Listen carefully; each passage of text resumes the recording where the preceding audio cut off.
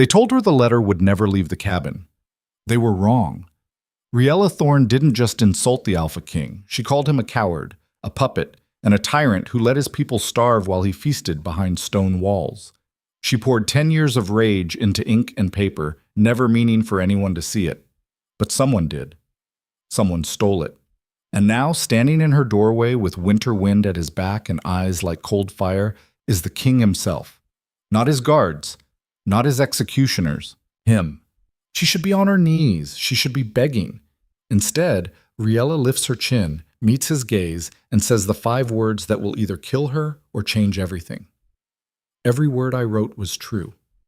Welcome to a story of survival, defiance, and the reckless courage it takes to challenge a throne. If you're ready to see what happens when an outcast wolf refuses to bow, stay until the end. And don't forget to hit that like button and drop a comment telling us what city you're watching from. Let's begin. Direct.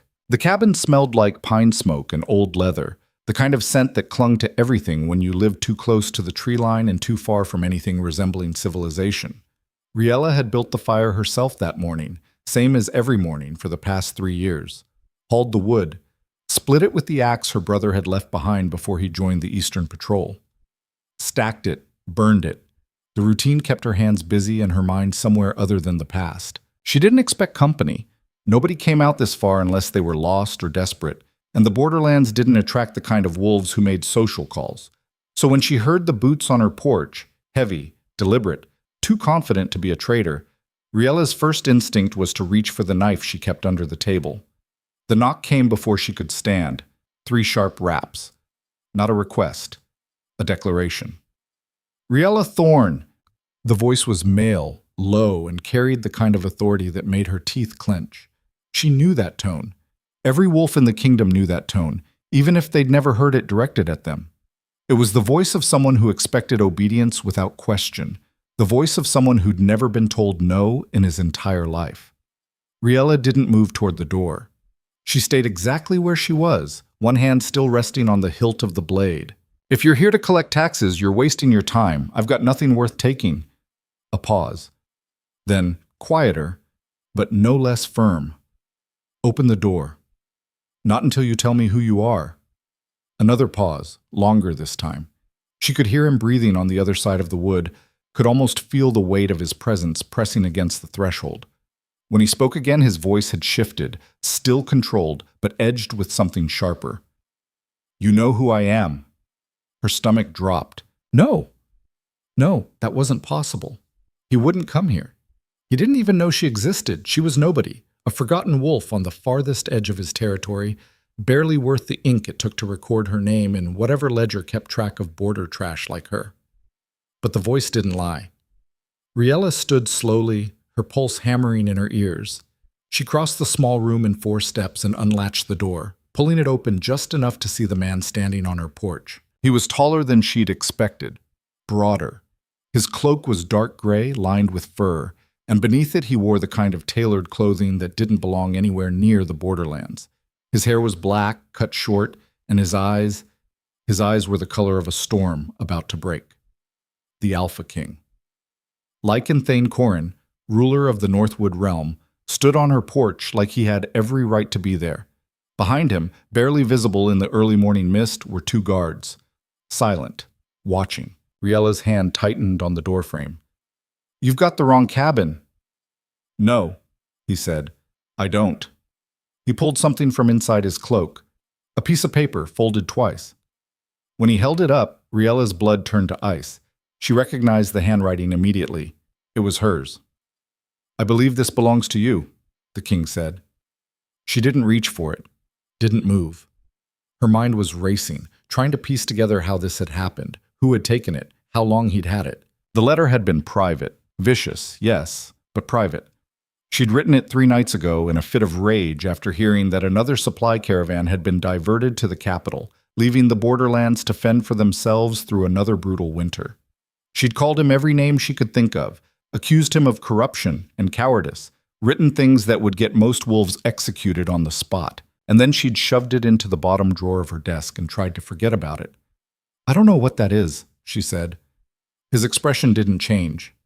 You're a terrible liar. And you're trespassing. Am I? He tilted his head slightly, his gaze never leaving hers. Last I checked, this land belongs to the crown. That makes it mine.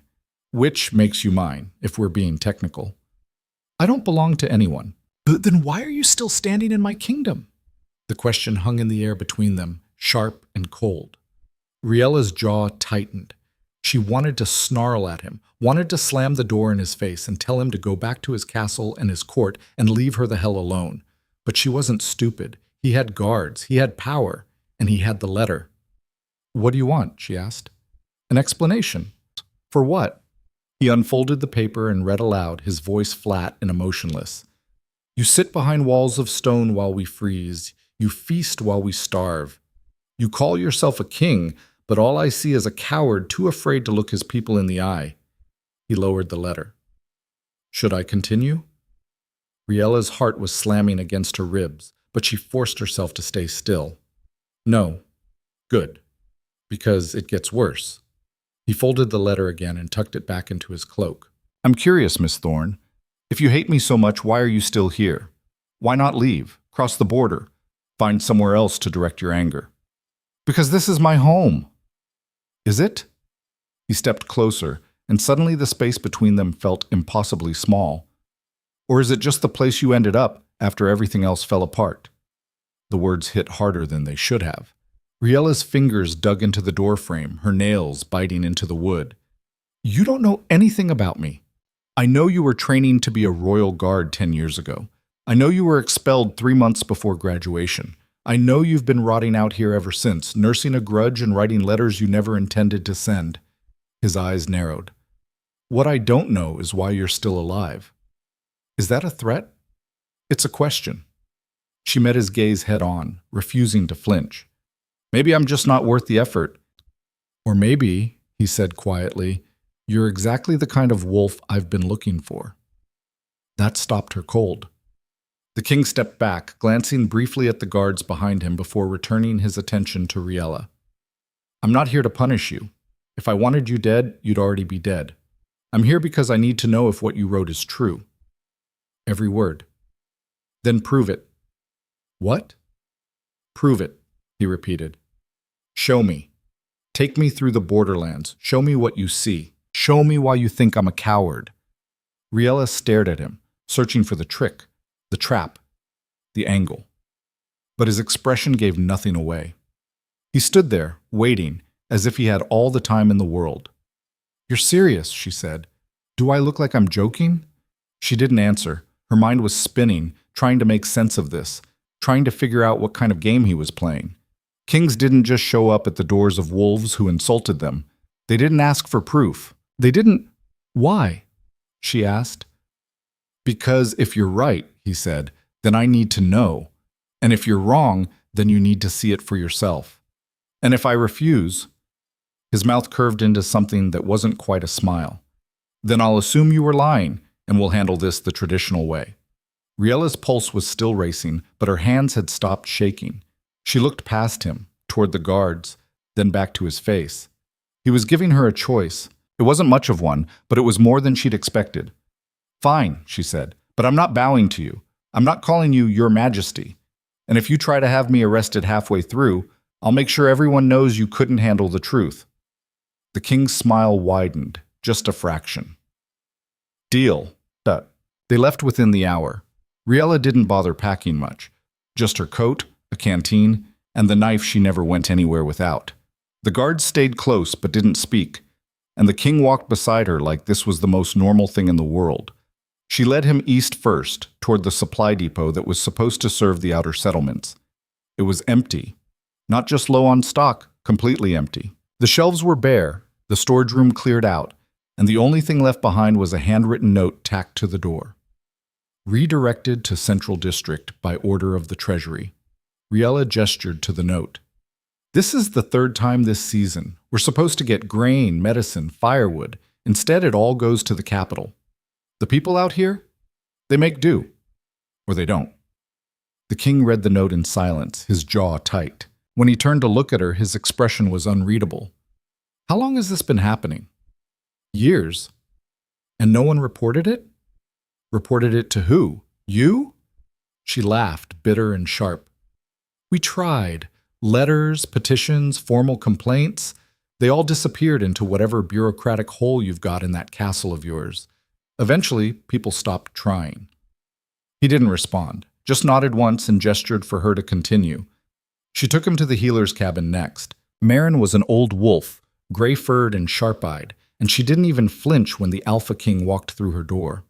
She showed him the makeshift clinic, 3 beds crammed into a space meant for one, bandages made from torn shirts, medicine bottles so old the labels had faded to nothing. I treat 30 patients a week, Marin said, maybe more. Half of them don't survive because I don't have the supplies I need. The other half survive but shouldn't have to suffer the way they do. She looked directly at the king. You want to know what's killing your people? It's not disease, it's neglect. The king's hands curled into fists at his sides, but he didn't argue. He thanked Marin quietly and followed Riella back outside. They visited 4 more settlements that day. Each one told the same story. Broken infrastructure, missing supplies, wolves struggling to survive while the capital thrived. By the time the sun started to set, Riella could see the tension in the king's shoulders, the hard line of his mouth. When they finally stopped to rest near the edge of a frozen stream, he didn't sit. He just stood there, staring at the water, his breath fogging in the cold air. You were right, he said. Riella looked up from where she was crouched by the fire. What? You were right. He turned to face her, and for the first time since she'd opened her door that morning, she saw something other than control in his eyes. She saw anger. This is unacceptable. Yeah, it is. Why didn't you tell me sooner? She stood, brushing snow off her pants. I just told you. We tried. No one listened. Then you should have tried harder. Oh, that's rich. Riella stepped toward him, her voice rising. You want to blame us for this? We're the ones living in it. We're the ones freezing and starving while your advisors shuffle papers and redirect supplies and pretend everything's fine. Don't you dare put this on us. I'm not. Yes, you are. She jabbed a finger toward his chest. You're standing here acting like this is some big revelation, like you had no idea any of this was happening. But you're the king. It's your job to know. It's your job to care. And if you didn't, then that's on you, not us. The guards shifted, hands moving toward their weapons.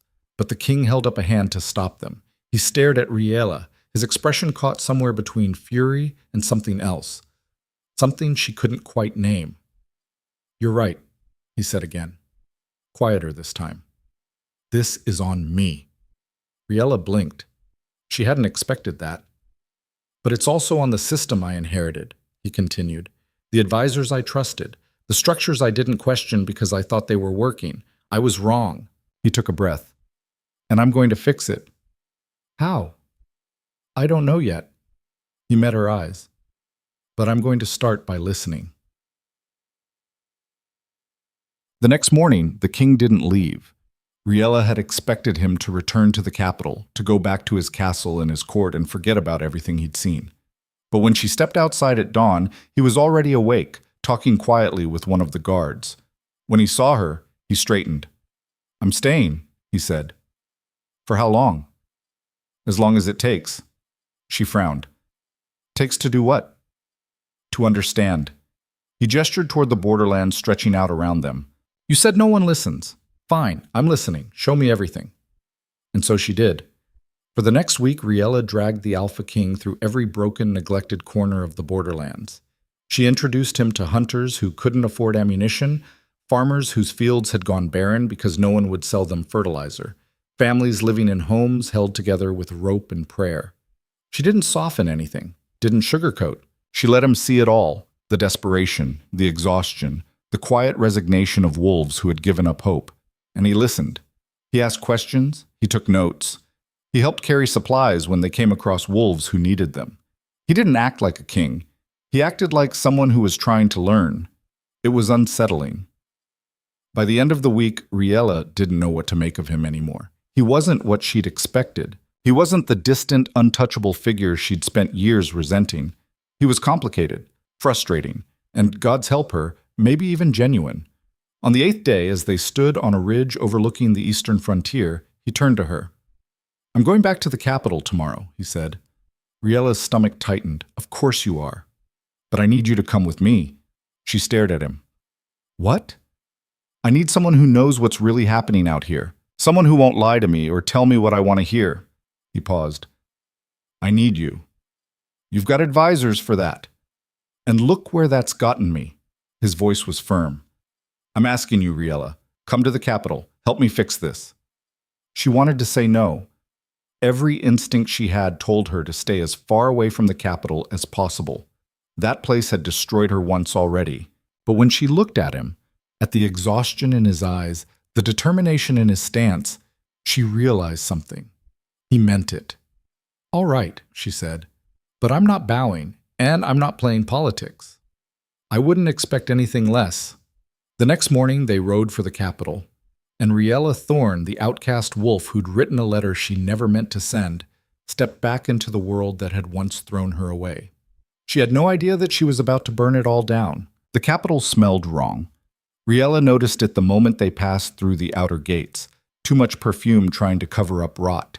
Too many bodies packed into streets that weren't built for this many wolves. The buildings rose higher here, stone and iron instead of wood, and everywhere she looked there were guards. Not the rough, practical kind she knew from the borderlands, but polished ones with spotless uniforms and weapons that had never seen real use. She hated it immediately. The king had been silent for most of the ride, his jaw set in that way that told her he was thinking too hard about something. When they finally reached the castle gates, he dismounted and gestured for her to follow. The guards at the entrance stiffened when they saw him, then their eyes slid to Riella and narrowed. She's with me, Thane said before anyone could ask. They let her through, but she could feel their stares burning into her back. The castle was worse than she remembered. 10 years ago, when she'd been a trainee, she'd thought it was impressive. All that marble and gold, the high ceilings and endless corridors. Now it just felt suffocating. Every surface was too clean, too ornate, designed to remind you that the people who lived here were better than you. Thane led her through a maze of hallways until they reached a set of double doors carved with the royal crest. He pushed them open without knocking. Inside was chaos. A dozen wolves in formal dress were crowded around a massive table covered in maps and documents, all of them talking over each other. When the king entered, the noise died instantly. Every head turned, every eye locked onto Riella. Your Majesty, said a thin wolf with silver fur and a voice like crushed glass. We weren't expecting you back so soon. Clearly. Thane moved to the head of the table and gestured for Riella to stand beside him. This is Riella Thorne. She'll be advising me on borderland affairs going forward. The room exploded. You can't be serious. A borderland wolf. She has no credentials. She was expelled. Thane raised one hand and the room went silent again.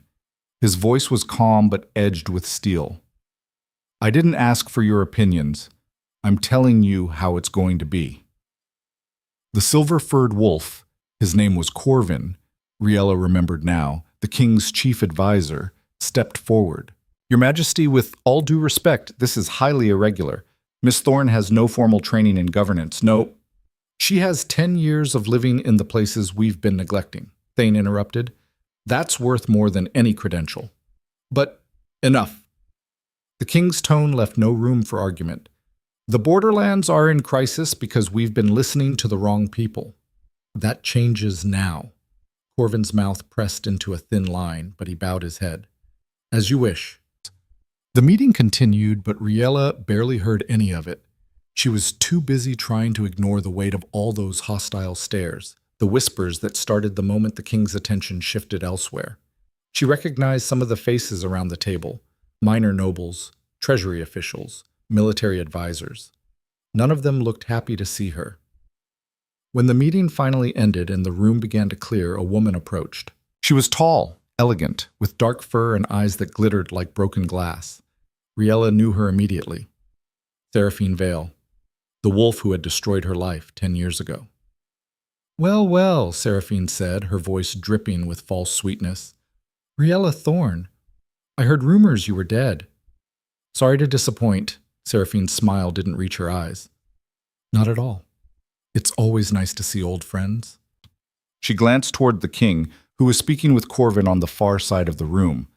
Though I have to wonder what you did to earn His Majesty's favor. It must have been something very special. Riella's hands curled into fists.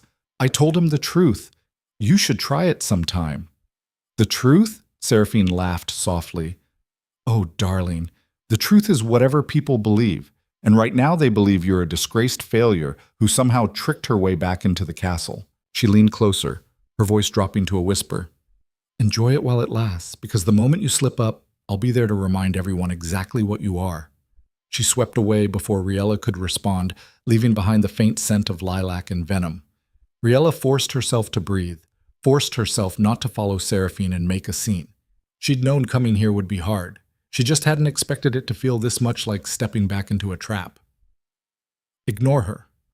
She turned to find the king standing beside her, his expression unreadable. Easy for you to say. I mean it. Seraphine's good at making people doubt themselves. Don't give her the satisfaction. She's the one who got me expelled. I know. Riella blinked. You know? I read your file before I came to the borderlands. He met her eyes. I know what she accused you of, and I know it was a lie. Her throat tightened. Then why is she still here? Because proving she lied is harder than you think. She covered her tracks well. His jaw tightened. But if you help me fix the borderlands, if you prove you belong here, then we'll have the leverage we need to bring her down. It wasn't enough. It wasn't justice. But it was something. Fine, Riella said. What do you need me to do? The next 3 days were a blur of meetings, arguments, and bureaucratic warfare. Thane had assembled a task force to address the supply crisis, and Riella found herself in the middle of it, surrounded by wolves who made it clear they didn't want her there. Every suggestion she made was questioned. Every fact she presented was doubted. It didn't matter that she'd lived through the shortages, that she'd seen the empty depots and the dying patients. To them, she was an outsider, a nobody. But Thane backed her every time. When a Treasury official tried to argue that the supply diversions were necessary to maintain the capital's stability, Thane shut him down.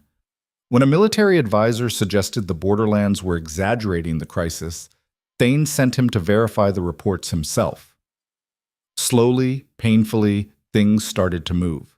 Supply routes were reestablished. Funds were redirected. Healers and builders were dispatched to the outer settlements. It wasn't enough, not yet. But it was a start.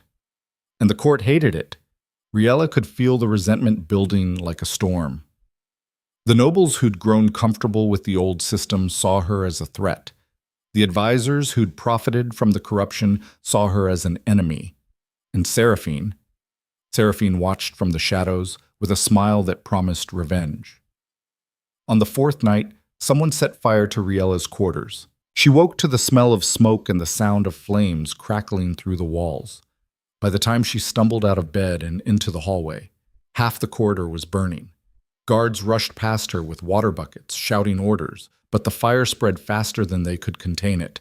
Riella stood in the courtyard afterward, wrapped in a borrowed cloak, watching the smoke rise into the night sky.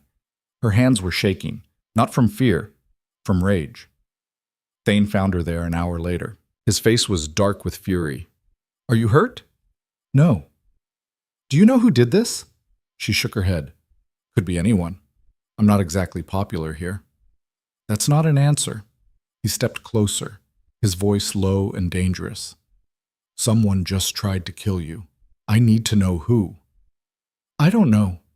Riella met his eyes. But I can guess. And so can you. He didn't respond, but she saw the muscle in his jaw twitch. He knew. They both knew. I'll assign guards. No. She cut him off. If you assign guards, everyone will know you think I'm in danger. That makes me look weak. I won't give them the satisfaction. Riella, I didn't come here to hide. Her voice was sharp. I came here to fix things. If that means someone wants me dead, then fine. Let them try. But I'm not backing down. Thane stared at her for a long moment, something shifting in his expression. Then he nodded. All right, but you're moving to the East Wing. It's more secure. Fine. And you're training with me every morning. She frowned. Why? Because if someone comes for you again, I want to make sure you can fight back. The training sessions started at dawn. Riella had expected them to be formal, structured, the kind of drills she remembered from her trainee days. Instead, Thane fought like he was trying to kill her. No holding back, no mercy. He was faster than she expected, stronger, and every time she thought she had an opening, he closed it. On the third morning, he finally knocked her flat on her back in the dirt. "You're hesitating," he said, offering her a hand. She ignored it and pushed herself up. "I'm not." "You are. Every time you think you're about to win, you pull back." He circled her slowly. "Why?" "I don't know what you're talking about." "Yes, you do." He moved in fast and she barely blocked the strike. "You're afraid of what happens if you actually beat me." "That's ridiculous." "Is it?" He pressed harder, forcing her back step by step. "You've spent years convincing yourself you don't belong here, that you're not good enough. And now that you have the chance to prove otherwise, you're terrified." Riella snarled and lunged at him, putting everything she had into the attack. She didn't think, didn't hesitate, just fought. She almost had him. Her blade stopped an inch from his throat, her breathing ragged, her whole body coiled with tension. Thane stood perfectly still, his eyes locked on hers. "Better," he said quietly. She lowered the blade and stepped back, her heart pounding. "Happy now?" "Getting there." They trained in silence after that, but something had shifted between them. She couldn't name it, didn't want to, but it was there, humming under the surface like a live wire. 2 weeks after the fire, a messenger arrived from the eastern frontier. Riella was in the middle of a supply meeting when the doors burst open and a young wolf stumbled in, covered in dirt and blood.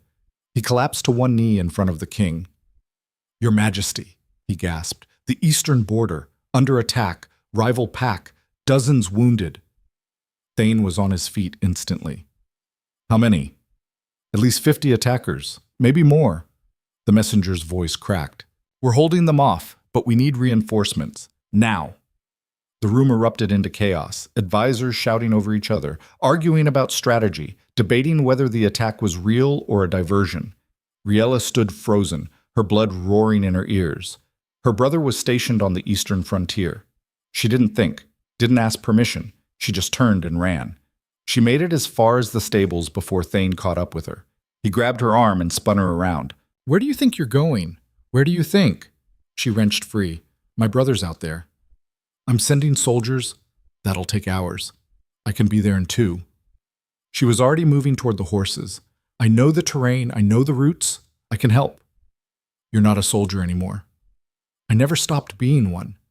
She swung up onto a horse and looked down at him. "Are you going to stop me, or are you going to help?" For a moment, she thought he might actually try to stop her. Then his expression hardened and he turned to the nearest guard. "Get my horse, and gather a unit. We ride in 5 minutes." Riella blinked. "You're coming? You think I'm letting you ride into a battle alone?" He grabbed the reins of his own mount and pulled himself up. "Not a chance." They rode hard and fast, pushing the horses to their limits. The sun was high when they left the capital and sinking toward the horizon when they finally reached the eastern frontier. Smoke rose in the distance, thick and black. The sound of fighting carried on the wind, snarls, screams, the clash of metal on metal. Riella didn't wait for orders. She kicked her horse forward and charged straight into the chaos. The battlefield was a nightmare. Bodies everywhere. Blood soaking into the frozen ground. Wolves tearing at each other with tooth and claw, fighting like animals because that's what they were. Riella saw her brother almost immediately, pinned down behind an overturned wagon, bleeding from a gash across his shoulder. She hit the ground running and slammed into the wolf attacking him, knocking him sideways. Her knife found his ribs before he could recover. She didn't stop to think about it, just moved, just fought. Thane was beside her a moment later, his blade flashing in the fading light. Together, they carved a path through the attackers, driving them back step by step. Riella lost track of time. Lost track of everything except the next enemy, the next strike, the next breath. When the rival pack finally broke and retreated, she was covered in blood. Some hers, most not. Her brother was alive. Wounded, but alive. She dropped to her knees beside him and pressed her hand against his shoulder to slow the bleeding. "You're an idiot," he croaked. "Yeah, well, runs in the family." Thane appeared above them, breathing hard, his face streaked with dirt. "Can he ride?" Not well, Riella said. Then we carry him. He gestured to two of his soldiers. Get him on a horse. We need to move before they regroup. They made it back to the capital just after midnight. Riella's hands were still shaking when she finally washed the blood off, standing alone in the washroom while the castle slept around her. She stared at her reflection in the cracked mirror, exhausted, battered, but alive. She'd proven something today. Not just to the court, not just to Thane, to herself. When she stepped back into the corridor, Thane was waiting. He didn't say anything, just looked at her with an expression she couldn't quite read, something caught between respect and something else, something deeper. Thank you, she said quietly. Don't. He shook his head. You saved more lives today than I've saved in years. That's not true, isn't it? He stepped closer and suddenly the space between them felt charged. You rode into a battle you had no reason to fight. You didn't hesitate, didn't think about the risk. You just acted. That's not something I see often in this place. Riella's throat tightened. I did what anyone would have done. No, he said. You did what a leader does. The words hung in the air between them, heavy with meaning she wasn't ready to unpack. Before she could respond, footsteps echoed down the corridor. Thane stepped back, his expression shifting back to neutral. Corvin appeared, looking pale. Your Majesty, the council is convening. They're calling for an inquiry into today's events. An inquiry? Riella's voice was sharp. Into what? Corvin's eyes flicked to her, cold and dismissive. Into whether your unauthorized involvement in military operations violated protocol. She saved lives, Thane said flatly. That remains to be seen. Corvin's smile was thin. The council will want a full report from both of you. He left before either of them could argue. Riella felt her hands curl into fists. They're going to use this against me. Let them try. Thane's voice was hard. You did nothing wrong. That won't matter. It will, he said, because I'll make sure it does. But as she watched him walk away, Riella couldn't shake the feeling that the real battle was just beginning. She'd survived the borderlands. She'd survived the fire. She'd even survived the battlefield. But surviving the court? That might be the fight that finally broke her. The inquiry lasted 3 days and felt like being skinned alive. They held it in the grand chamber, the one with stone pillars carved to look like trees and windows that let in just enough light to make everyone squint. Riella stood in the center while the council circled her like wolves scenting blood. Corvin led the questioning, his voice smooth and poisonous. Miss Thorne, you rode to the eastern frontier without authorization, correct? I rode to help defend our people. That wasn't the question, he smiled. Did you or did you not leave the capital without receiving formal military orders? I did. And you engaged in combat? Yes. Despite having no current rank or commission in the Royal Guard, Riella's jaw tightened. The people attacking our soldiers didn't ask to see my credentials. A ripple of laughter went through the gallery, quickly silenced by Corvin's sharp look. He turned to the council, spreading his hands. You see the problem. Miss Thorne operates outside the chain of command. She makes decisions based on emotion rather than protocol. Today, it was a battle. Tomorrow? Who knows? Perhaps she'll decide our treaty negotiations aren't moving fast enough and take matters into her own hands. That's not what happened, Riella said. Isn't it? Corvin pulled a document from his coat. I have testimony here from 3 soldiers who say you acted recklessly, that you charged into combat without assessing the situation, that you put His Majesty at risk by forcing him to follow you into danger. I didn't force him to do anything. Then why did he ride after you? She didn't have an answer for that. Not one she could say out loud in front of the entire court. Thane rose from his seat at the high table. Enough. Riella acted to save lives. She succeeded. This inquiry is a waste of time. Your Majesty, with respect, this inquiry exists because you allowed an unqualified civilian to influence military decisions. Corvin's voice was gentle, reasonable. We're not questioning your judgment. We're simply trying to establish appropriate boundaries. My judgment doesn't need boundaries. Every king's judgment needs boundaries. That's why councils exist. Corvin turned back to Riella. Miss Thorne, one final question. Do you believe you're above the law? No. Then why do you consistently act as if rules don't apply to you? Because your rules are designed to keep people like me out. She took a step forward, and several guards shifted nervously. You're not worried about protocol. You're worried that I'm showing everyone how broken your system is. How many people have died while you sat in meetings debating the proper procedure for saving them? That's enough, Corvin snapped. No, it's not. Riella's voice rose. You want to talk about recklessness? Let's talk about the supply diversions you approved, the funds you redirected, the reports you buried. I rode into a battle. You've been waging war on your own people for years. The chamber erupted, advisors shouting, nobles on their feet. Corvin's face had gone white with rage. Thane slammed his hand on the table hard enough to crack the wood. Silence! The room went quiet. Thane looked at Riella, and she couldn't read his expression. Then he looked at Corvin. This inquiry is over. The council will reconvene tomorrow to discuss supply reform, not Miss Thorne's conduct. Are we clear? Corvin bowed stiffly. As you wish, Your Majesty.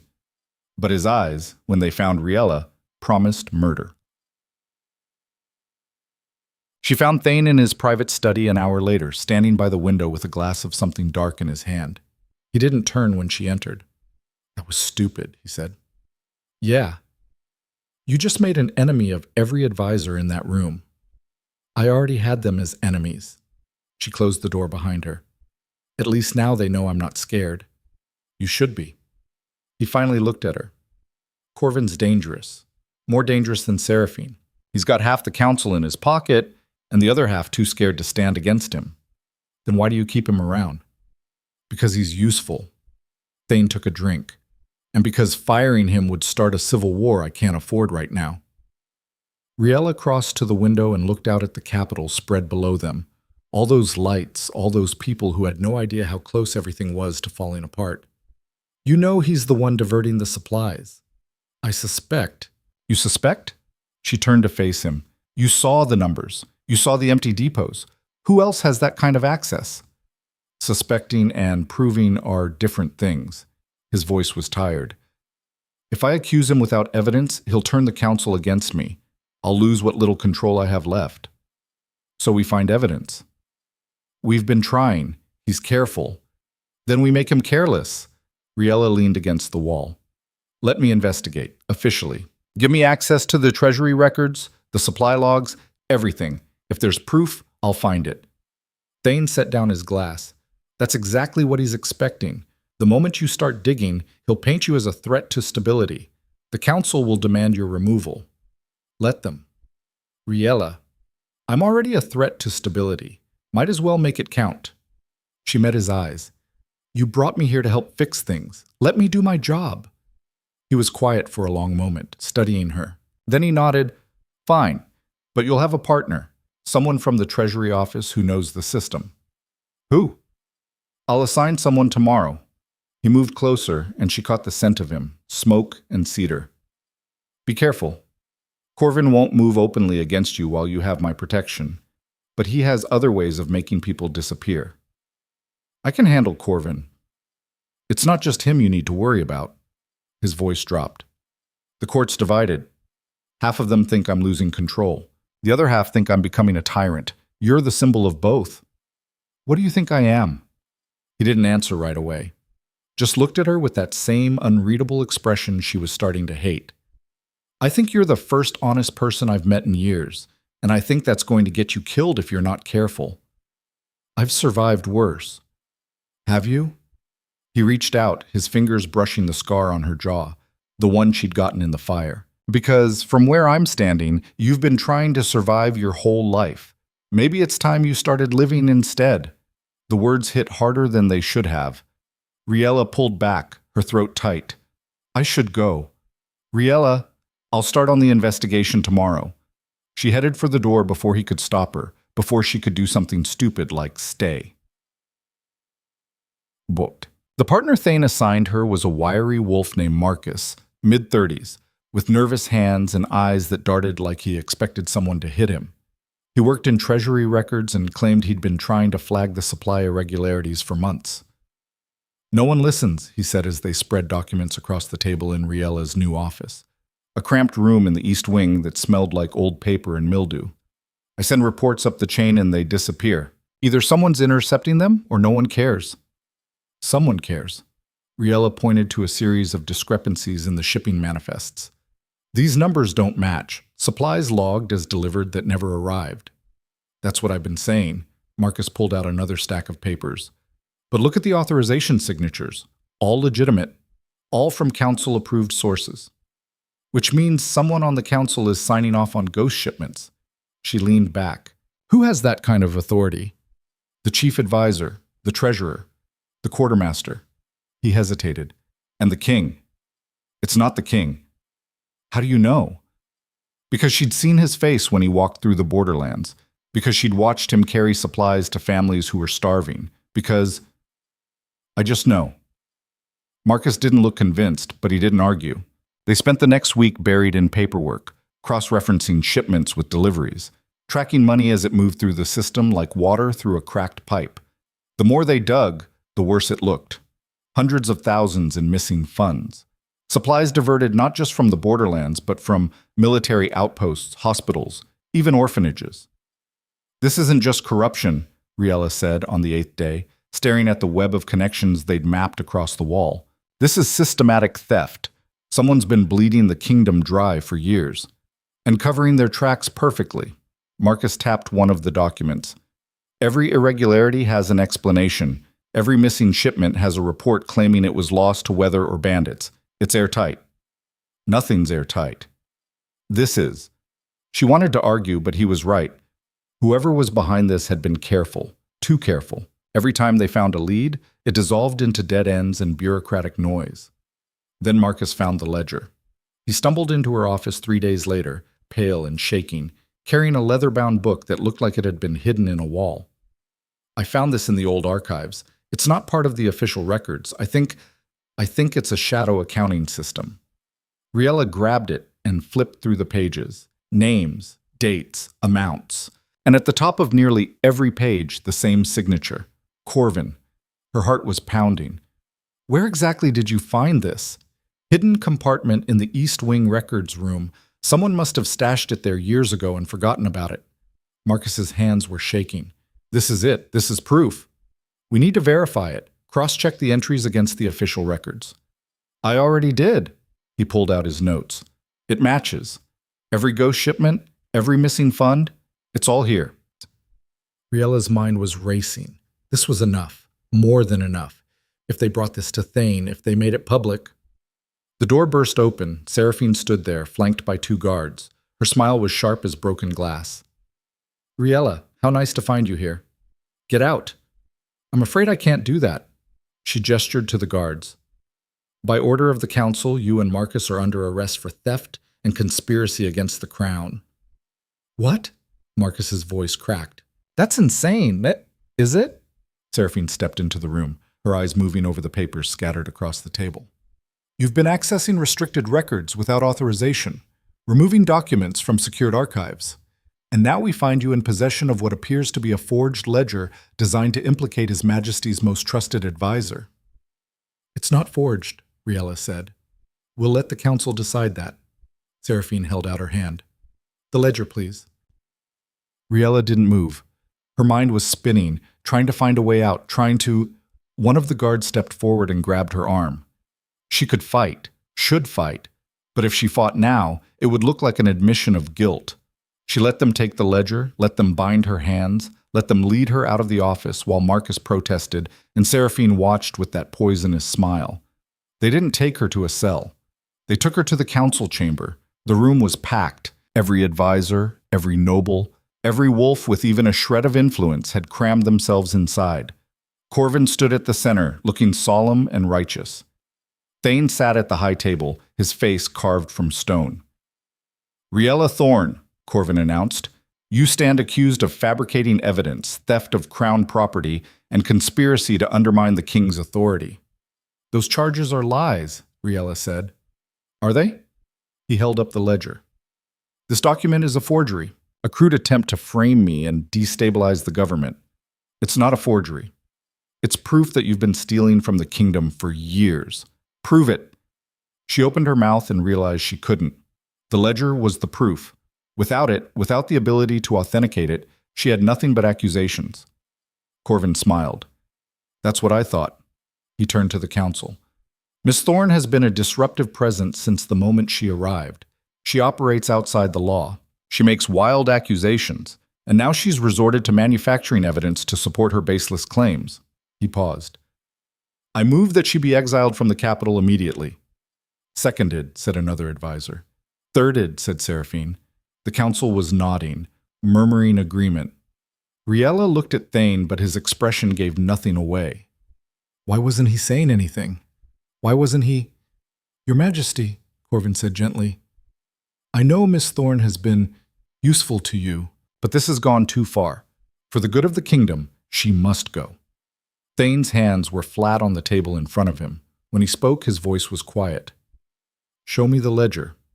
Corvin handed it over. Thane flipped through it slowly, his face unreadable. The chamber was silent, waiting. Finally, he closed the book and looked at Corvin. Where did this come from? Miss Thorne claims she found it in the archives. And you're certain it's a forgery?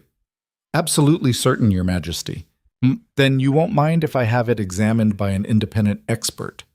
Corvin's smile faltered. Of course not, but nothing. Thane stood. The charges against Miss Thorne are suspended pending investigation. She'll remain in the capital under guard until this matter is resolved. Your Majesty, that's highly irregular. So is accusing someone without proper evidence. His voice was ice. This council is adjourned. He walked out before anyone could argue. The guards released Riella's hands but stayed close. Seraphine looked murderous. Corvin's face had gone blank, which somehow felt more dangerous than anger. Marcus caught up with her in the hallway, his face white. They're going to kill us. Probably. That's not funny. I'm not joking. She kept walking. They set this up, the ledger, the timing, everything. They knew we were getting close, so they planted evidence and made us look like criminals. Then what do we do? We prove it's real before Corvin can destroy it. How? I don't know yet. She stopped at the entrance to the east wing and turned to face him. But Marcus, if you want out, now's the time. I won't blame you. He was quiet for a moment. Then he shook his head. I've been running from people like Corvin my whole life. I'm done running. Good. She managed a tight smile. Because this is about to get a lot worse. She was right. That night, someone tried to kill Marcus. He survived only because he'd fallen asleep in the library instead of his quarters. The assassin found an empty bed and disappeared before anyone could raise an alarm. The next morning, 3 of Riella's informants in the borderlands were arrested on false charges. The morning after that, the independent expert Thane had appointed was found dead in his study. Heart attack, they said, though he was barely 40 and healthy as an ox. Riella watched it all happening and felt the trap closing around her.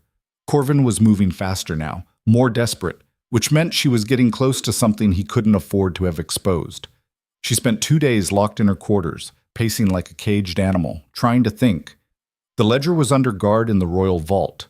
Marcus was in hiding, and Thane was fighting a battle on every front, trying to hold the council together while half of them called for his head. On the 3rd night, he came to her room. He looked exhausted, beaten down. When he sat on the edge of her bed, she saw the weight of the crown in every line of his face. I can't protect you much longer, he said. I know. Corvin's pushing for a trial, a public one. He wants to make an example of you. Let him. Thane's head snapped up. What? Let him put me on trial. Riella sat beside him. Public means transparent. It means evidence. It means I get to present my case in front of the entire kingdom. It also means if you lose, you die. I'm dead anyway if I run. She met his eyes. This is the only way. Let him think he's won. Let him get confident. And when he does, I'll tear him apart. You don't have evidence. Then I'll find it. She leaned closer. You said you needed someone who wouldn't lie to you. Someone who'd fight for what's right. This is me fighting. Don't ask me to stop now. He stared at her, something raw and painful in his expression. I can't lose you. The words hung between them, heavy with meaning neither of them was ready to name. Riella's throat tightened. You won't. You don't know that.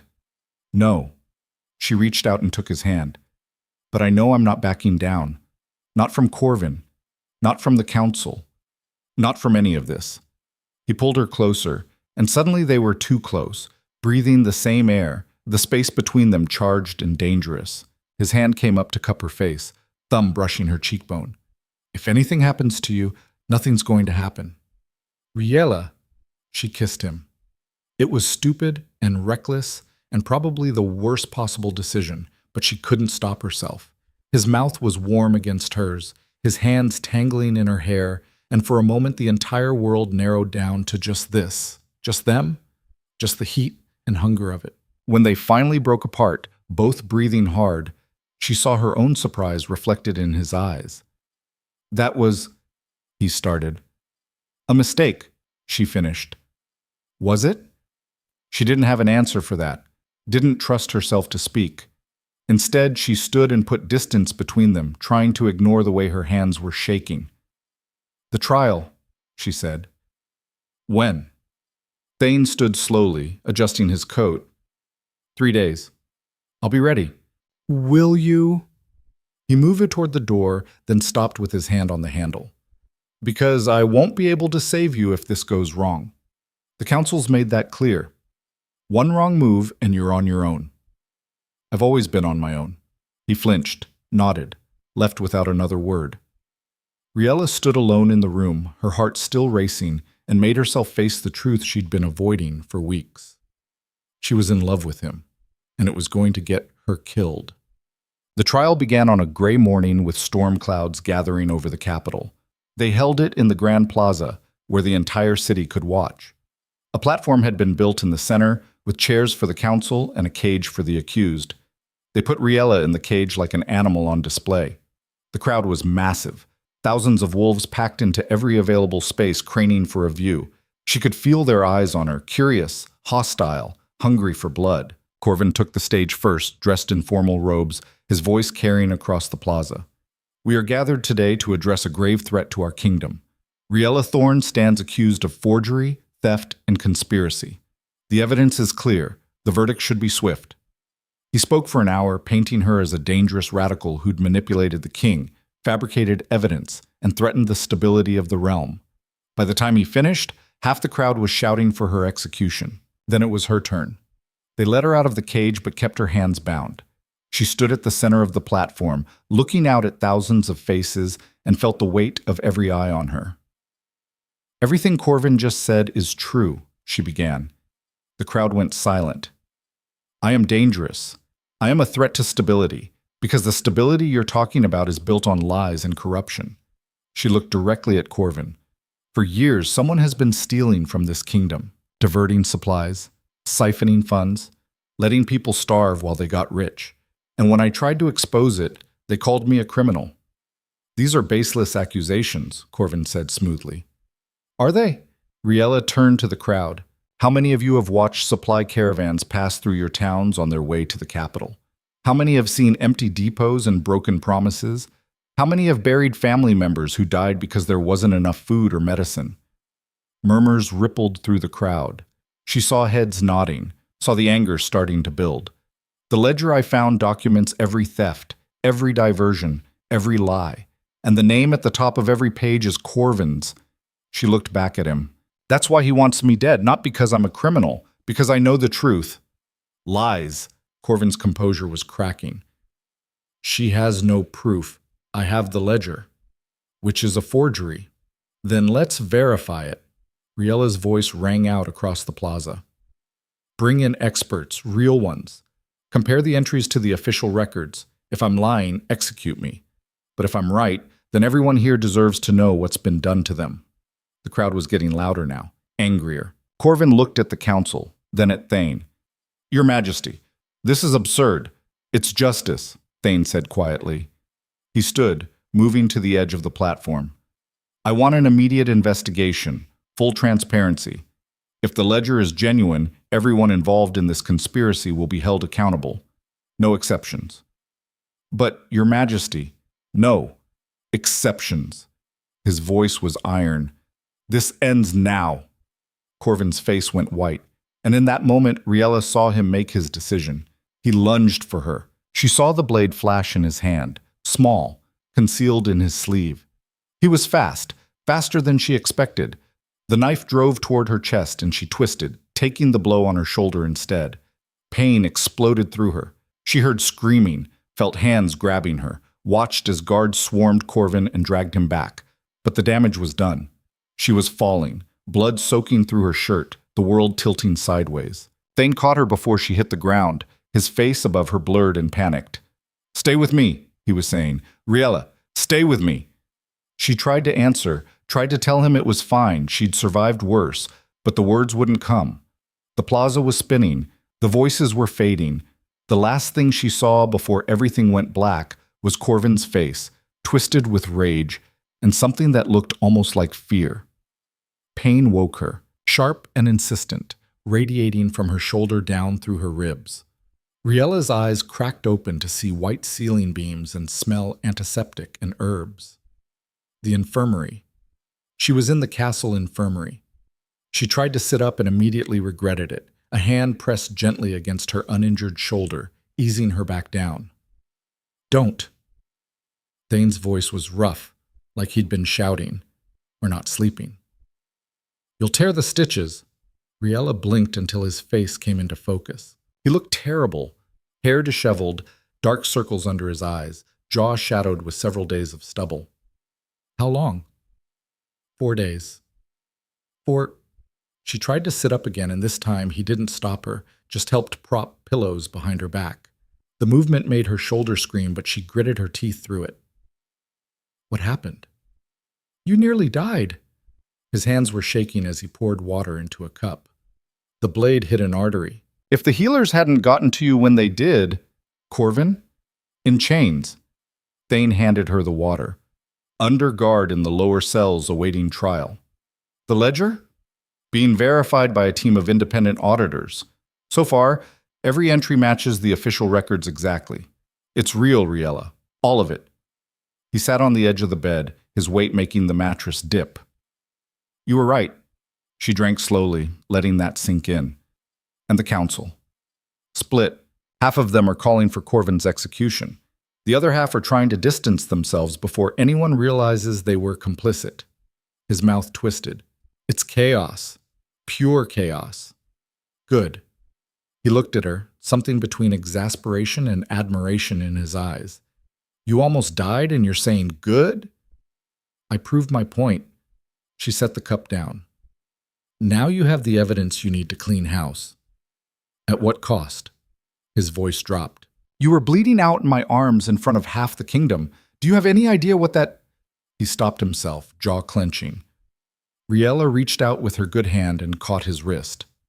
"I'm still here. Barely. But here." She squeezed. "And I'm not done yet." He stared at her for a long moment, then shook his head slowly. "You're insane." "Probably." She tried for a smile and felt it pull at the cut on her lip.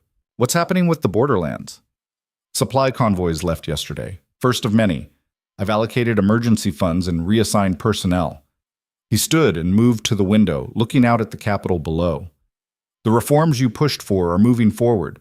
Food distribution centers, medical outposts, infrastructure repair. It's not enough yet, but it's a start." "That's good?" "It's because of you." He turned back to face her. "The people know what happened in the plaza. They saw Corvin attack you. They heard what you said. There are protests in the streets demanding accountability. The whole kingdom's watching now." Riella felt a flutter of something in her chest. Not quite hope, but close. "So what happens next?" "Next you recover." He moved back to her bedside. "The healers say you need at least 2 more weeks before you should even think about..." "I'll be up in 3 days." "Riella." 3 days, she repeated. "Because Corvin's trial is in a week and I'm going to be there." "You don't need to be there. We have the evidence. We have witnesses." "I need to face him." Her voice was firm. "He tried to destroy me 10 years ago and almost succeeded. He tried to kill me 4 days ago and failed. I'm not letting him take the easy way out." Thane was quiet for a moment, then he nodded. 3 days. But if the healers say you're not ready, I'll be ready. He left shortly after, called away by some crisis or another. Riella lay back against the pillows and stared at the ceiling, cataloging the aches in her body. The shoulder was the worst, but there were others, bruised ribs from where she'd hit the platform, a gash across her forehead she didn't remember getting, muscles screaming from days of immobility. She'd been hurt worse, would probably be hurt worse again. But right now, lying in a bed in the castle while the kingdom tore itself apart outside, she felt something she hadn't felt in years. She felt like she was winning. The healers cleared her on the 4th day with stern warnings about infection and strict instructions not to do anything strenuous. Riella thanked them, waited until they left, and immediately started testing her range of motion. It hurt. Everything hurt. But pain was just information, and the information told her she could move, could fight if she needed to, could stand in front of a courtroom and watch Corvin face justice. Marcus found her that afternoon, hovering nervously in her doorway. "You're awake and mobile." She rotated her shoulder carefully, feeling the pull of stitches. "Catch me up. What have I missed?" He came in and closed the door behind him. "Complete pandemonium. 3 advisors have resigned. 2 more are under investigation. The Treasury Department's been turned inside out. They found evidence of fraud going back 15 years. How deep does it go?" "Deep." He pulled out a folded paper from his coat. Corvin wasn't working alone. There's a whole network, Treasury officials, quartermaster staff, even some military officers. They've been systematically siphoning resources for over a decade. Riella took the paper and scanned it. Names, positions, estimated amounts stolen. The numbers made her stomach turn. This is enough to fund a small army. That's what some people are saying. That maybe Corvin wasn't just stealing for profit. That maybe he was building something. Like what? Marcus hesitated. Like a coup. The word hung in the air between them, heavy and dangerous. Riella thought about the coordinated attacks on the eastern frontier, the systematic dismantling of border defenses, the way Corvin had positioned himself as indispensable to the king. "He was weakening the kingdom from the inside," she said slowly, "making Thane look incompetent, making people lose faith in the crown. And when things got bad enough, he'd step in as the solution." Marcus nodded. "That's the theory anyway. We haven't found direct proof yet, but the pattern fits. We need to find proof before the trial. That's 6 days away. Then we'd better work fast." They spent the next 5 days buried in documents, interviewing witnesses, piecing together the full scope of Corvin's conspiracy. Riella worked through the pain, through exhaustion, through the worried looks from healers and guards. She couldn't stop. Not when they were this close. On the eve of the trial, they finally found it. A letter hidden in Corvin's private study, addressed to a known rebel faction in the Northern Territories. The contents were vague but damning, references to our shared interests and the transition of power and eliminating the current obstacle. Riella held the letter with shaking hands. "This is it. This is treason." Marcus was pale. "If we present this tomorrow, we have to. It's not just about the theft anymore. It's about saving the kingdom." She took the letter to Thane that night, found him in his study, looking over trial documents. When he read the letter, his face went completely still. "Where did you find this?" "Hidden panel in his desk. Marcus found it." Thane set the letter down carefully, like it might explode. "This changes everything." "I know. A theft trial turns into a treason trial. The council will demand his execution." "Good." "Riella, this isn't about revenge. It's not revenge." She leaned against his desk. "It's justice. He tried to destroy this kingdom. He almost succeeded. If we let him walk away with just a corruption charge, we're telling everyone that treason is acceptable as long as you're well connected enough." Thane rubbed his face, looking older than she'd ever seen him. "You're right. I know you're right. He stopped, shook his head. "Tomorrow is going to be brutal.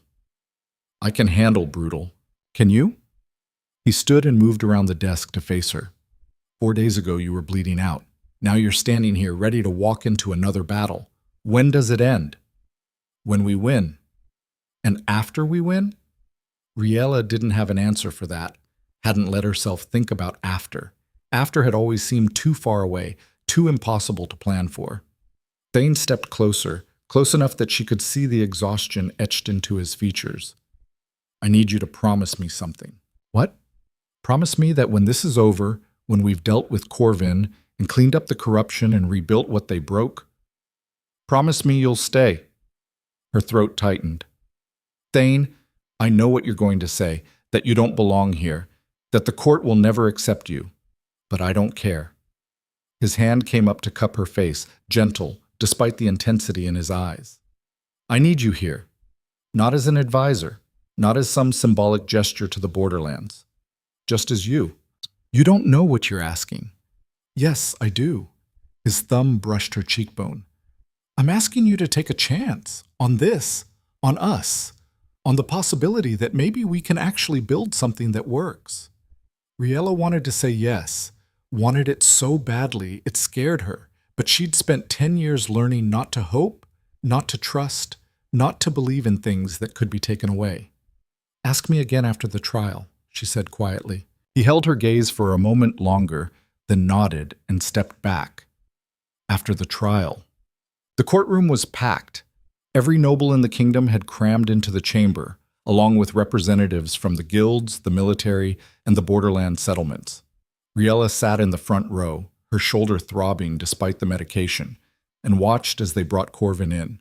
He looked smaller in chains, older, but his eyes were still sharp when they found her, still full of the same cold calculation that had gotten him this far.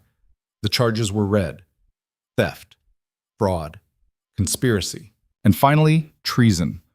Corvin's lawyer objected immediately. These charges are absurd. My client has served the crown faithfully for 20 years. Faithfully stealing from it, Riella muttered. The judge, a stern older wolf named Haldis, silenced the lawyer with a look. The charges are supported by documented evidence. We'll hear testimony first, then allow the defense to present their case. They called witnesses. Treasury officials who'd been pressured into falsifying records. Military officers who'd watched supplies disappear. Borderland residents who'd suffered through the shortages. Each one added another layer to the picture of systematic corruption. When they called Riella to testify, she stood carefully and made her way to the witness stand. Every eye in the room followed her. Miss Thorne, the prosecutor began, can you describe how you first became aware of the supply diversions? She did. Spoke plainly about the empty depots, the missing caravans, the wolves who died from preventable causes. Described finding the ledger and the investigation that followed. When she mentioned Corvin's attack in the plaza, several people in the gallery gasped. The prosecutor held up the ledger. And you believe this document proves the defendant's guilt? I don't believe. I know. Riella looked directly at Corvin. Every entry in that ledger corresponds to official records. The signatures are genuine. The trail leads directly back to him. Corvin's lawyer stood. Objection. The witness is not a handwriting expert. We have expert testimony on the record, the judge said. Overruled. The lawyer tried a different angle. Miss Thorne, isn't it true that you hold a personal grudge against my client? That 10 years ago you were expelled from the Royal Guard under circumstances that— Yes, Riella interrupted. I was expelled. And yes, Corvin was involved. But that's not why I'm here. I'm here because he's been stealing from people who are already starving. I'm here because he attacked me in front of thousands of witnesses. I'm here because he's a traitor who tried to destroy this kingdom from the inside. The courtroom erupted. The judge called for order, but it took several minutes for the noise to die down. When they finally called Corvin to testify, he remained seated. I decline to answer questions on the grounds that this entire proceeding is a farce orchestrated by a king who's lost control of his own court. Thane, sitting in the royal box, went very still. That's quite an accusation, the judge said. It's the truth. Corvin's voice was calm, reasonable. His Majesty has allowed himself to be manipulated by a disgraced guard with an axe to grind. He's destabilized the treasury, undermined the council, and created chaos throughout the kingdom. All because he couldn't see past his own infatuation with a woman who doesn't belong here. Riella felt her face heat. Around the courtroom, people were whispering, glancing between her and Thane. The defendant will refrain from speculation about His Majesty's personal life, the judge said sharply. It's not speculation, it's fact. Corvin leaned forward, his chains rattling. Everything I did was to protect this kingdom from a weak king and the wolves who would prey on that weakness. If that's treason, then half this court is guilty. The prosecutor stepped forward, holding up the letter Riella had found. Is this your handwriting? Corvin barely glanced at it. I've written thousands of letters in my career. This one's addressed to known rebels. It discusses eliminating the current obstacle and transitioning power. Care to explain? Out of context quotes prove nothing. Then provide the context. Corvin smiled. No. The trial continued for another hour, but the damage was done. Corvin had positioned himself as a patriot acting against a compromised king, and enough people in the room looked uncertain enough that Riella felt her stomach turn. When they broke for deliberation, she found Thane in a side chamber, pacing. He's trying to make this about us, she said. I know. If the council thinks you're compromised, they could use this to... I know, he repeated, sharper this time. He stopped pacing and faced her. He's playing his last card, trying to turn public opinion against me by painting you as a manipulator. Maybe I should leave. Step back from the proceedings. No. His voice was firm. That's what he wants. He wants you gone so there's no one left to challenge him. We don't give him that. Even if it costs you the throne? Even then. He moved closer, his voice dropping. I meant what I said last night. I'm not asking you to leave. I'm never asking you to leave. Before she could respond, Marcus burst through the door.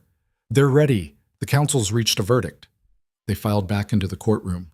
Riella's heart was hammering so hard she could feel it in her wounded shoulder. The judge stood, holding a sealed document.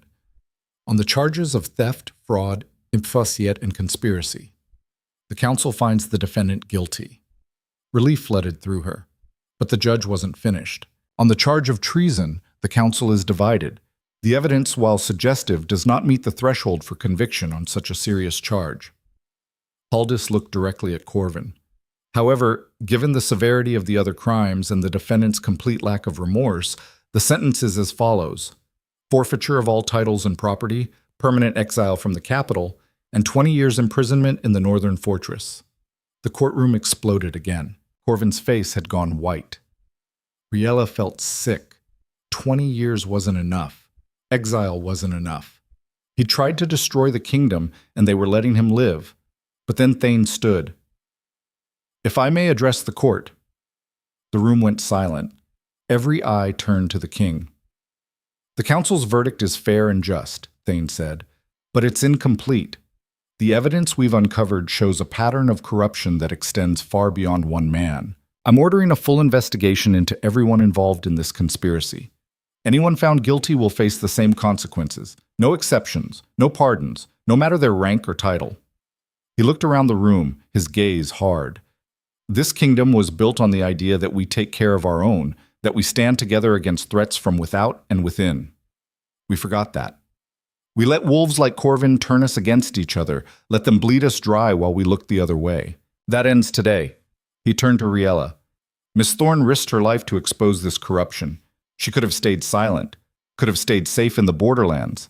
Instead, she came here and fought for wolves she'd never met, for a kingdom that had given her every reason to walk away. That's the kind of courage we need. That's the kind of leadership we need. Riella's throat was tight. She couldn't speak, couldn't move. Effective immediately, Thane continued, I'm appointing Riella Thorne as royal liaison to the borderlands, with full authority to oversee relief efforts and reform implementation. She'll report directly to the crown and have a permanent seat on the advisory council. The room erupted in chaos. Objections, applause, shouting. The judge had to call for order 3 times before the noise died down. Corvin was laughing, a harsh, bitter sound. You've doomed yourself, Your Majesty. The council will never accept her. The court will never forgive you for choosing a borderland nobody over tradition. Then they can find a new king, Thane said flatly. The words echoed in the sudden silence. Riella stared at him, seeing the steel in his eyes, the absolute conviction. He meant it. He would give up the throne before he gave up on fixing what was broken. The judge cleared his throat. The sentence stands. This court is adjourned. Guards dragged Corvin away, still laughing. The gallery emptied slowly, people clustering in groups to whisper and argue. Riella stayed in her seat, overwhelmed by everything that had just happened. Marcus appeared at her elbow. "You did it." "We did it," she corrected. "No." He shook his head. "This was you, all of it." He hesitated, then held out his hand. "Thank you. For not giving up. For proving that the truth matters." She shook his hand, throat too tight to speak. When the room finally cleared, Thane came down from the royal box and sat beside her. They didn't speak for a long moment, just sat together in the empty courtroom while dust motes danced in the afternoon light. "Royal liaison," Riella finally said. "You didn't ask if I wanted that." "Do you want it?" She thought about the borderlands, about the wolves still struggling to survive, still waiting for help that might never come, about the chance to actually fix things instead of just surviving them. "Yeah," she said quietly. "I do." "Good." He stood and offered his hand. "Because we have a lot of work to do." She let him pull her up, feeling the ache in her shoulder and the exhaustion in her bones and the strange, unfamiliar sensation of hope building in her chest. They walked out of the courtroom together, and for the first time in 10 years, Riella Thorne felt like she was exactly where she was supposed to be. The next 2 weeks were a blur of action. With Corvin gone and half the corrupt council either under investigation or resigned in disgrace, Thane restructured the entire government. He appointed new advisors, wolves from the borderlands and outer territories who actually understood the problems they were trying to solve. He opened the treasury books to public audit. He dissolved departments that served no purpose except to enrich the people running them. And he gave Riella the authority to make real changes. She hit the ground running, established supply routes with military protection, set up regional councils so borderland communities could have a voice in policy, created emergency relief funds with transparent oversight. It wasn't perfect. Nothing was perfect. But it was progress. The court still hated her.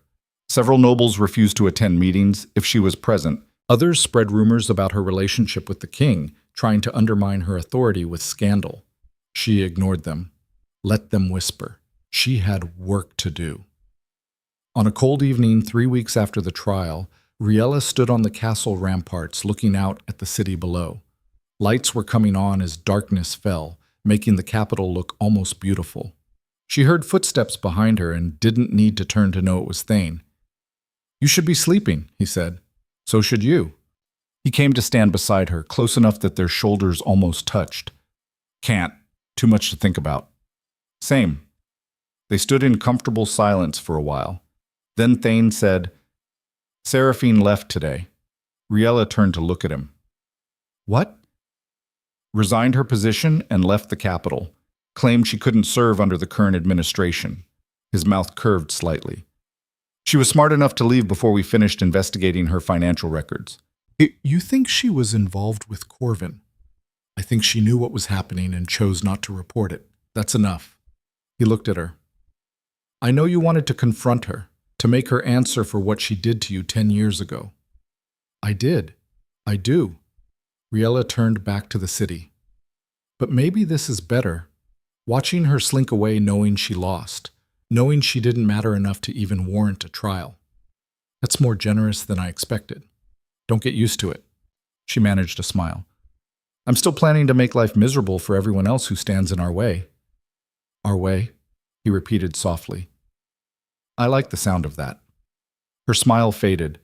The question he'd asked her 3 weeks ago hung between them, unspoken but present. "The trial's over," she said. "Corvin's gone. The kingdom's starting to heal." "It is." "So ask me again." He was quiet for a moment. Then he turned to face her fully, his expression serious. "Stay. Not as an advisor or a liaison or any other title. Stay because you want to, because you can see a future here, with me." Riella's heart was pounding. She thought about the borderlands, about the cabin where she'd spent 3 years trying to forget who she used to be. She thought about the castle, about court politics and enemies still waiting in the shadows. She thought about the work that still needed to be done, the wolves still counting on her. And she thought about Thane, the way he'd listened when no one else would, the way he'd fought beside her. the way he looked at her like she was worth something more than survival. "I'm not easy to be with," she said. "I don't bow. I don't play politics. I'm going to make enemies and cause problems and probably drive you insane at least once a week." "I know. And I'm not queen material. I'm a borderland wolf who barely graduated guard training the first time. The court will never fully accept me." "I don't care. You should care. This could cost you—" He kissed her. It was different from the first time, slower, more certain, like a promise instead of a question. When they finally broke apart, both breathing hard, he rested his forehead against hers. "Let them try to take you from me," he said quietly. "Let them try." Riella felt something break open in her chest, something that had been locked tight for 10 years. "All right," she whispered. "All right, I'll stay." His arms came around her, careful of her healing shoulder, and she let herself lean into him, let herself believe just for a moment that maybe this could actually work. Below them, the city lights burned on into the night, and somewhere in the distance, past the walls and the territory markers, the borderlands stretched toward the horizon. She'd come from there. She'd fought for them. And now, standing here with Thane, she realized she could do both. Could be the voice for the forgotten wolves and still build something new. The war wasn't over. There would be more battles, more enemies, more nights when everything felt impossible. But for the first time in her life, Riella Thorne wasn't just surviving, she was living. The moon ceremony was 3 months away. Riella tried not to think about it, tried to focus on the work, and there was plenty of it. The Borderland Relief Program was expanding faster than anyone had anticipated. Supply depots were being rebuilt. Medical clinics were opening in settlements that had never had access to proper health care. Wolves who'd spent years scraping by were finally getting the resources they needed to survive. But the ceremony loomed over everything like a storm cloud. It was tradition. Ancient, unbreakable tradition. At the winter moon ceremony, the Alpha King would choose his Luna, his mate, his partner, his queen. The entire realm would gather to witness it, and everyone assumed Thane would choose someone appropriate. Someone with the right bloodline, the right training, the right everything. Not a disgraced borderland wolf with a criminal record and a talent for making enemies. Riella was in her office reviewing construction proposals when Marcus knocked. He looked nervous, which usually meant bad news. "What now?" she asked. "The noble houses are petitioning the king. They want him to formalize the selection process for the ceremony. Make it—" He hesitated. "Make it fair." "Fair meaning?" "Meaning they want to present their own candidates. Daughters, nieces, cousins. Wolves with proper lineage who've been groomed for this their whole lives." He set a document on her desk. "There's a list." Riella scanned it. 20 names, all from powerful families, all impeccably qualified, all everything she wasn't. "They're trying to box him in," she said. "They're terrified he's going to choose you." Marcus sat down heavily. "Half the court thinks you've bewitched him. The other half thinks he's having some kind of crisis. Either way, they want options. And if Thane refuses, then they'll claim he's unfit to rule, that he's putting personal desire above the good of the kingdom." Marcus rubbed his face. "Riella, this could get ugly, really ugly." She set the document down and stood, moving to the window. Outside, the capital was busy with evening traffic, wolves heading home from work, vendors closing their stalls, children playing in the last of the daylight. Normal life. The kind of life she'd never thought she'd be part of. "Has Thane seen this?" "Not yet. I came to you first." "Why?" Marcus met her eyes. "Because I wanted to give you the option to walk away before this becomes a war." The words hit harder than they should have. Walk away. Go back to the borderlands. Let Thane choose someone appropriate and avoid the battle that was coming. It would be easier, safer, smart. "No," Riella said. "Riella, no." She turned to face him. "I didn't survive the last 3 months just to run at the first sign of trouble. If the noble houses want to fight, they'll get one." Marcus looked like he wanted to argue, but he just nodded and left. Riella stood alone in her office, staring at the list of names, feeling the weight of what was coming settle over her shoulders. She'd fought Corvin and won. Now she had to fight an entire social structure that had been in place for centuries. This time, she wasn't sure winning was possible. Thane found her that night in the training yard. working through sword drills despite her shoulder still being tender. He watched for a few minutes before speaking. "You're favoring your left side." "I'm fine." "You're compensating." He picked up a practice sword and stepped into the ring. "Come at me." They circled each other. Riella struck first, a testing jab that he deflected easily. They traded blows, the rhythm familiar now after weeks of training together. But her shoulder was slowing her down, making her movements stiff. Thane disarmed her in under a minute. "See?" He offered her the sword back. "You're not fine. It's healing. It's compromised, which means you're compromised." He set his own sword down and moved closer. "What's really wrong?" Riella looked away. "Marcus showed me the petition." "Ah." His jaw tightened. "I was wondering when that would surface. 20 candidates, all perfect, all qualified. All irrelevant, are they?" She met his eyes. "Thane, this isn't just about you and me anymore. This is about the stability of your reign. If you choose wrong..." "I'm not choosing wrong. You don't know that. You can't know that." She gestured toward the castle. "Those wolves in there, they have a point.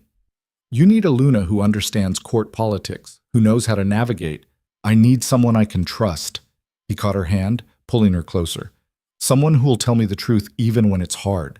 Someone who fights for what's right instead of what's convenient. That's you. I'm a liability. You're essential." His voice was firm. "And I'm not discussing this again.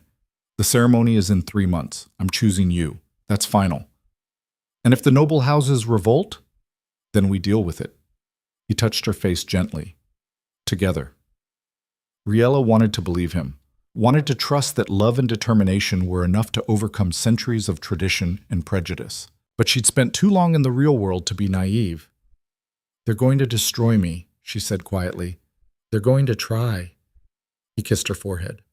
"But you're harder to destroy than they think." The noble houses made their move 2 weeks later. They called for a formal gathering, a presentation of candidates, they said. A chance for each qualified wolf to demonstrate why they deserve to be considered for Luna.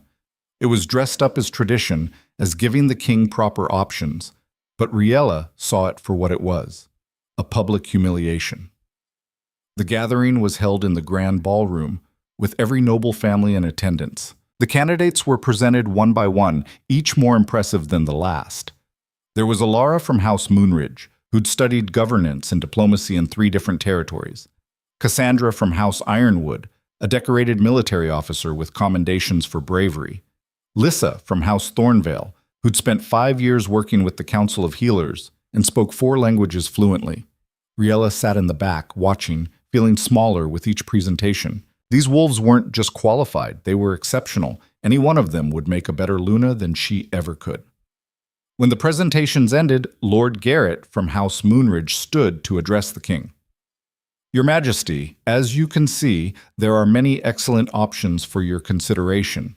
Each of these wolves has dedicated her life to serving the realm in preparation for this honor." He paused. "We humbly request that you take time to consider them properly before making your decision." It was a trap.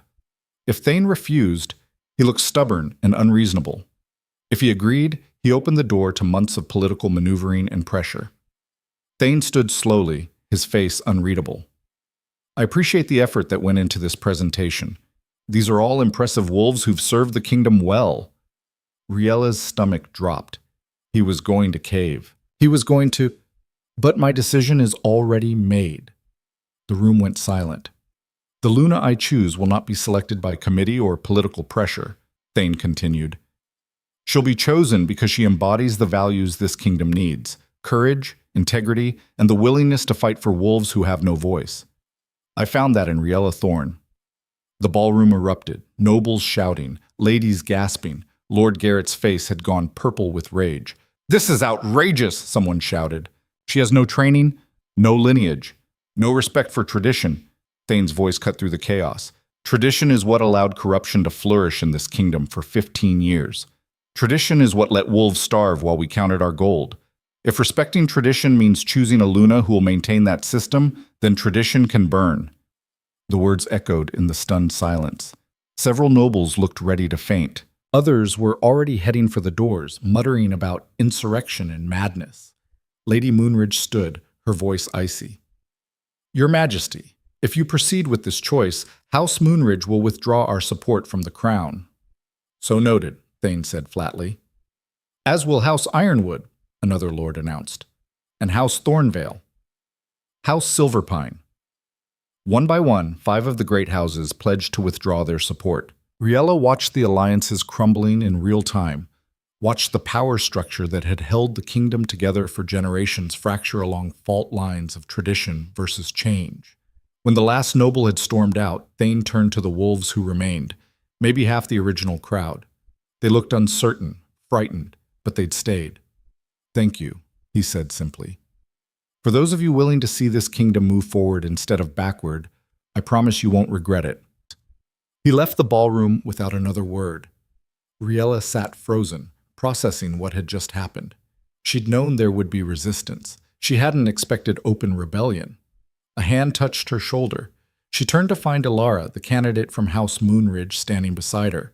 The wolf was elegant, poised, everything Riella wasn't. That took courage, Ilara said quietly. I didn't do anything. You did everything. Ilara smiled slightly. You gave him something worth fighting for. That's more powerful than any amount of training or bloodline. She hesitated. For what it's worth, I think you'll make a better Luna than I ever would have. You actually care about the wolves suffering out there. The rest of us just care about the crown. She left before Riella could respond, leaving her alone in the rapidly emptying ballroom, trying to figure out if what just happened was a victory or a disaster. The next morning, 3 of the withdrawing houses formally declared they were withholding taxes and military support until Thane reconsidered his position. It was the closest thing to treason short of actual war. Riella found Thane in the council chamber, surrounded by maps and reports. He looked like he hadn't slept. Tell me the truth, she said. How bad is this? Bad. He pointed to the map. House Moonridge controls the northern grain supply. House Ironwood has the largest private army. House Thornvale manages the eastern trade routes. Combined, they represent nearly 40% of the kingdom's resources. Can we function without them? Short term, yes. Long term, he rubbed his face. We'd have to restructure the entire economic system. So do it. He looked up sharply. What? Restructure it. Riella moved to the map, studying the territories. The great houses have too much power. They've been using it to manipulate policy for generations. Maybe this is the opening we need to change that. Riella, if we move against them, they could mobilize their forces. We'd be looking at civil war. Or we could give their power to the wolves who've been ignored. She pointed to the borderlands. These territories produce most of the kingdom's food and materials. The borderland councils we established, what if we gave them more authority? Made them equal partners instead of subjects? That would completely upend the feudal structure. Good. The feudal structure is broken. She met his eyes. You said you wanted to build something better. This is how we do it. Not by negotiating with wolves who'll never accept change. By empowering the ones who've been waiting for it. Thane was quiet for a long moment, studying the map. Then something shifted in his expression. That look he got when an idea took root. It could work, he said slowly. If we move fast, if we can get the borderland councils organized and legitimized before the great houses realize what we're doing, then let's move fast.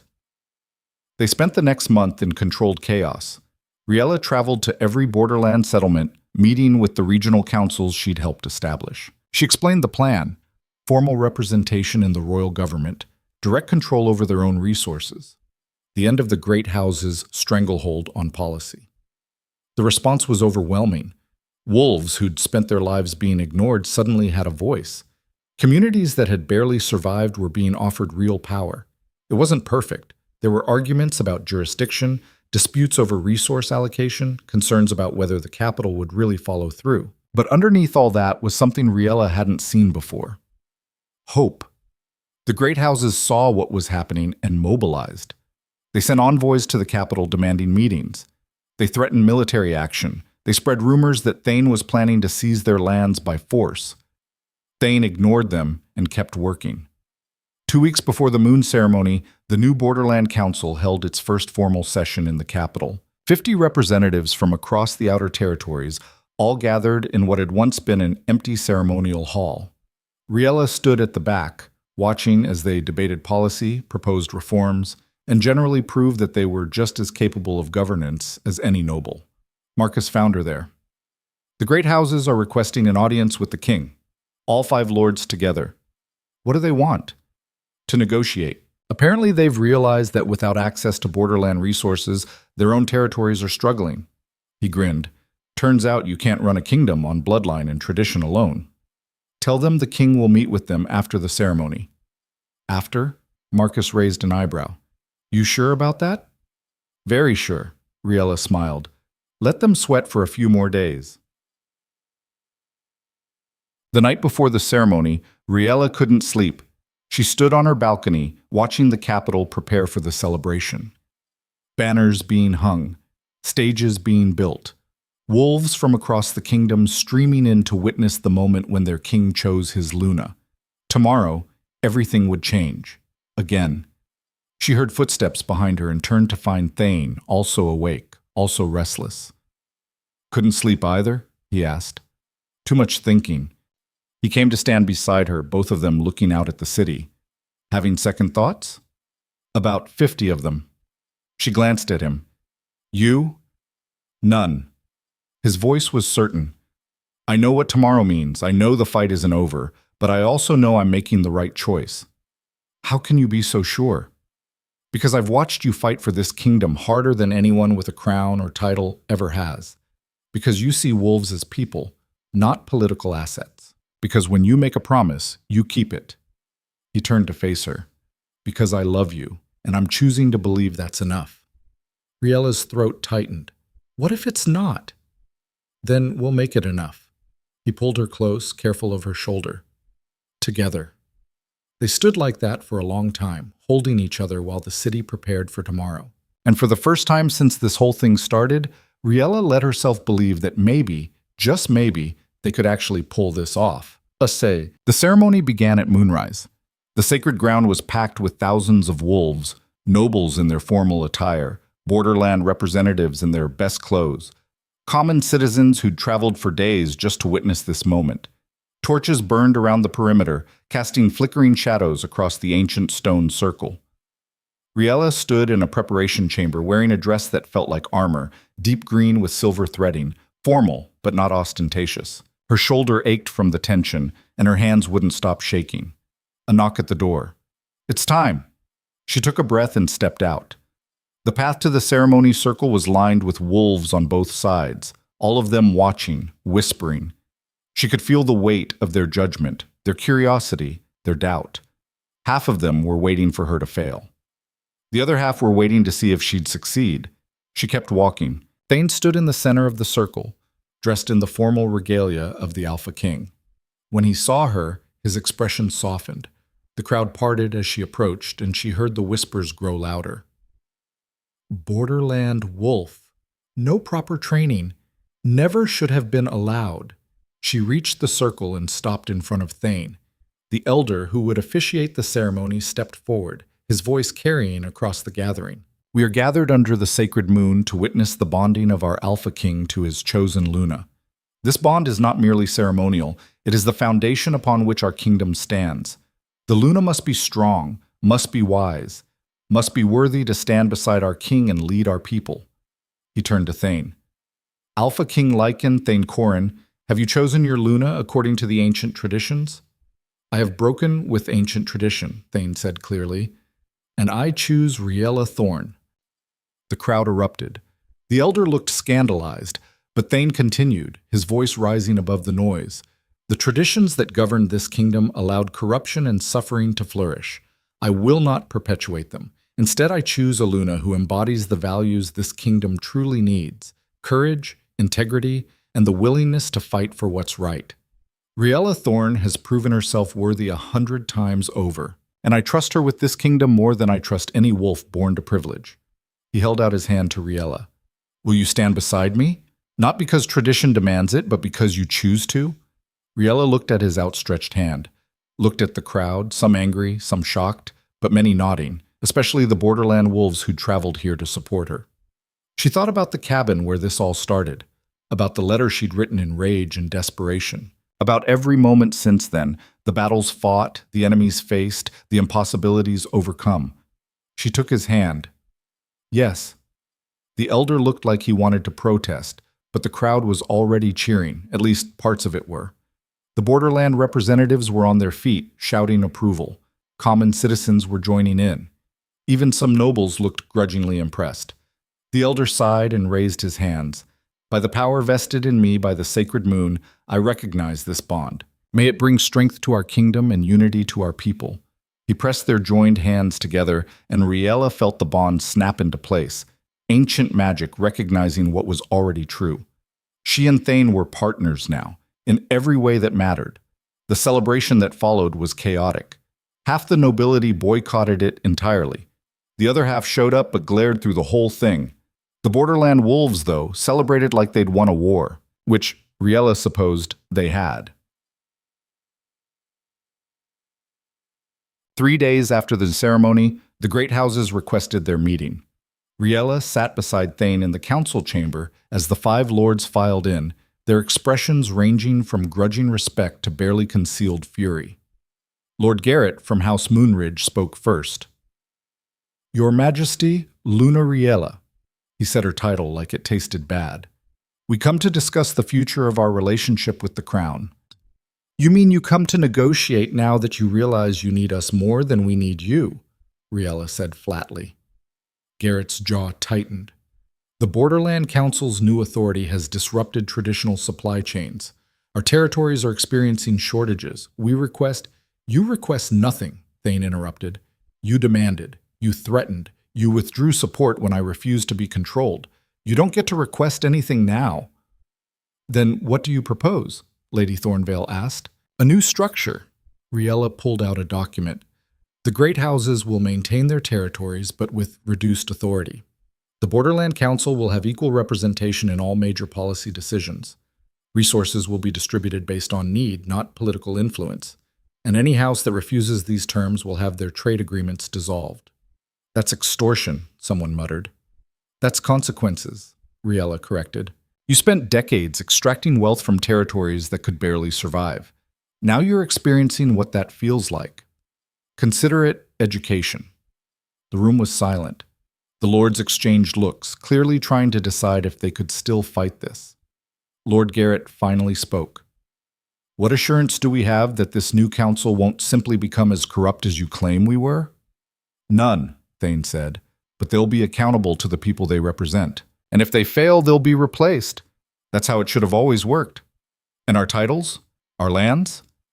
Remain yours, as long as you serve the kingdom instead of exploiting it. More silence. More exchanged looks. Then, one by one, the lords nodded. We accept these terms, Garrett said stiffly. When they left, Riella let out a breath she hadn't realized she'd been holding. That went better than expected. They didn't have a choice. Thane leaned back in his chair. We control the resources now. They're smart enough to recognize when they've lost. It's not over, though. They'll push back. Find ways to undermine the new system. Let them try. He reached over and took her hand. We've got time to build something strong enough to withstand it. Over the next 6 months, the kingdom transformed. The Borderland Council proved itself remarkably effective. Supply distribution improved. Infrastructure projects that had languished for years were completed. Wolves who'd spent generations living on the edge finally had stability. It wasn't perfect. There were setbacks and arguments and moments when the whole system seemed ready to collapse. But it held. And slowly, even the skeptics started to see that maybe this new way of doing things actually worked. Riella threw herself into the work with the same fierce determination she'd always had. She traveled constantly, visiting settlements, mediating disputes, pushing for reforms that would make the changes permanent. She fought with nobles who resisted, argued with council members who moved too slowly, and refused to compromise on things that mattered. But she also learned to lead in ways she'd never expected. Learned to listen, to build consensus, to recognize when pushing harder would break things instead of fix them. She wasn't perfect at it. Made mistakes. But she learned. And the kingdom learned too. Learned that a Luna didn't have to come from nobility to be strong. that leadership could look different than it always had, that courage and integrity mattered more than bloodline. One evening, almost a year after the ceremony, Riella stood in the same spot where she'd first opened her door to find the king on her porch. The cabin was still there. She'd refused to let anyone tear it down. It was a reminder of where she'd come from, of the wolf she'd been before all this started. Thane found her there, having ridden out from the capital specifically to track her down. "You're supposed to be at the annual council meeting," he said. "I will be. Tomorrow." She looked at the cabin. "I needed to see this first." "Why?" "To remember." She turned to face him. "A year ago, I was nobody. A forgotten wolf rotting in the borderlands, nursing a grudge and writing letters I never meant to send. And now," she gestured vaguely toward the capital, toward everything that had changed. "Now I'm Luna. Now I'm helping run a kingdom. It doesn't feel real sometimes." "It's real." He moved closer. "And you earned every bit of it." "Did I? Or did I just get lucky that you decided to listen?" "You created your own luck by refusing to stay silent." He pulled her into his arms. "I was the lucky one. Lucky that you wrote that letter. Lucky that it found its way to me. Lucky that you were crazy enough to tell a king to his face that he was failing." She laughed despite herself. "I was terrified that day. You hid it well. I hide a lot of things well. Not from me." He kissed her gently. "Not anymore." They stood together outside the cabin, watching the sun set over the borderlands. In the distance, Riella could see lights flickering on in the settlements, communities that were thriving now, wolves who had hope for the first time in years. She'd done that. They'd done that. Together. "Ready to go back?" Thane asked. Riella looked at the cabin one last time, at the place where her old life had ended and her new one had begun. Then she looked at Thane, at the future they were building together. "Yeah," she said, "I'm ready." They rode back to the capital as the moon rose, and Riella felt something she'd never expected to feel. She felt home, not in a place, not in a building or a territory, in the work she was doing, in the changes she was making, in the wolf beside her who'd taken a chance on a borderland, nobody with a sharp tongue and a sharper pen.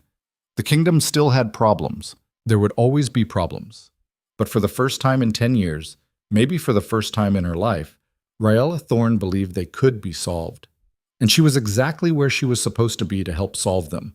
The outcast had become the Luna. The forgotten wolf had found her voice, and the kingdom would never be the same.